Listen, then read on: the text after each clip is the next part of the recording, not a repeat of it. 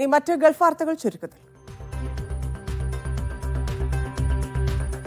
Qatar boat ഷോയുടെ ticket വിൽപ്പന ആരംഭിച്ചു. നവംബർ 5 മുതൽ 8 വരെ ഓൾ ദോഹ പോർട്ടിലാണ് ബോട്ട് ഷോ.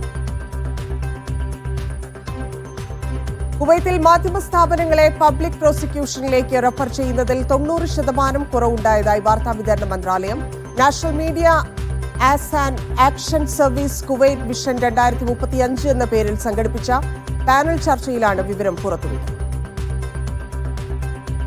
ബഹ്റൈനിലെ വിദേശ തൊഴിലാളികളുടെ അക്കാദമിക് പ്രൊഫഷണൽ യോഗ്യതകൾ ജോലിയിൽ പ്രവേശിക്കുന്നതിന് മുൻപ് പരിശോധിക്കാൻ പുതിയ സമിതിക്ക് രൂപം നൽകണമെന്ന് നിർദ്ദേശം. പാർലമെന്റിൽ 5 എംപിമാരാണ് നിർദ്ദേശം സ്പീക്കർക്ക് സമർപ്പിച്ചത്. സ്പീക്കർ നിർദ്ദേശം സർവീസ് കമ്മിറ്റിക്ക് കൈമാറി.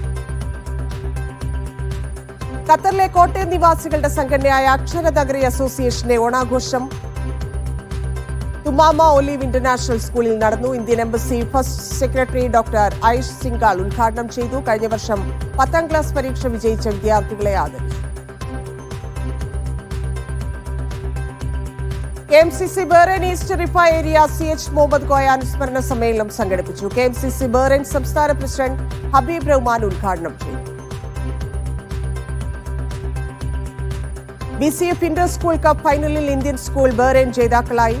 ന്യൂ മിലേനിയം സ്കൂളിനെ 9 വിക്കറ്റിന് പരാജയപ്പെടുത്തി. ക്യാപ്റ്റൻ മലയാളി താരം ബാസിൽ അബ്ദുൽ ഹക്കീമിന്റെ തകർപ്പൻ സെഞ്ചുറിയാണ് ഇന്ത്യൻ സ്കൂളിനെ വിജയത്തിലേക്ക് നയിച്ചത്. മലപ്പുറം പൊന്മുണ്ടം കുന്നത്ത് അബ്ദുസലാം ഹൃദയാഘാതത്തെ തുടർന്ന് സൗദിയിൽ മരിച്ചു. ജിദ്ദയിൽ 40 വർഷമായി പ്രവാസിയായിരുന്നു. നാട്ടിലേക്ക് മടങ്ങാനിരിക്കെയാണ് മരണം. ദമാമിലെ പട്ടാമ്പി നിയോജക മണ്ഡലം പ്രവാസികളുടെ കൂട്ടായ്മയായ പട്ടാമ്പി കൂട്ടായ്മ 5ാം വാർഷികാഘോഷം സംഘടിപ്പിക്കുന്നു. ഓണനിലാവ് 2025 എന്ന പേരിൽ സംഘടിപ്പിക്കുന്ന പരിപാടി ഒക്ടോബർ 10 വെള്ളിയാഴ്ച ദമാം ലൂലു മാളിൽ നടക്കും. ബഹ്റൈനിലെത്തിയ മലങ്കര ഓർത്തഡോക്സ് സഭയുടെ ഭദ്രാസനാധിപൻ ഗ്രീവർഗീസ് മാർ പീലിക്സിനോസ് മെത്രാപ്പൊലീത്തയ്ക്ക് സ്വീകരണം. സെന്റ് മേരീസ് ഇന്ത്യൻ ഓർത്തഡോക്സ് കത്തീഡ്രലിൽ 67ാമത് പെരുന്നാൾ ശുശ്രൂഷകൾക്ക് മുഖ്യ കാർമ്മികത്വം വഹിക്കാനാണ് മെത്രാപ്പൊലീത്ത എത്തിയത്.